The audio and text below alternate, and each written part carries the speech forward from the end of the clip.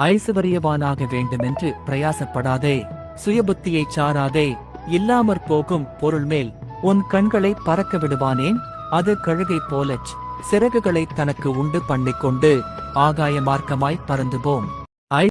தீர்க்கதரிசிகள் அபத்தமானதை தரிசித்து பொய்ச்சாஸ்திரத்தை அவர்களுக்குச் சொல்லி கர்த்தர் உரைக்காதிருந்தும் கர்த்தராகிய ஆண்டவர் உரைத்தாரென்று சொல்லி அவர்களுக்கு சாரமற்ற சாந்தை பூசுகிறார்கள். தீர்க்கதரிசிகள் அபத்தமானதை தரிசித்து பொய்ச்சாஸ்திரத்தை அவர்களுக்குச் சொல்லி கர்த்தர் உரைக்காதிருந்தும் கர்த்தராகிய ஆண்டவர் உரைத்தாரென்று சொல்லி அவர்களுக்கு சாரமற்ற சாந்தை பூசுகிறார்கள். இதோ யெசபேலைக் காக்கிறவர் உறங்குவதுமில்லை, தூங்குகிறதுமில்லை. கர்த்தர் உன்னைக் காக்கிறவர். கர்த்தர் உன் வலது பக்கத்திலே உனக்கு நிழலாயிருக்கிறார். இந்த நாள் உங்களுக்கு ஆசீர்வாதமாய் இருக்க இந்த வீடியோவை பார்த்து கொண்டு இருக்கும் என் மகனே, என் மகளே, இதோ வாசற்படியிலே நின்று கதவை தட்டுகிறேன்.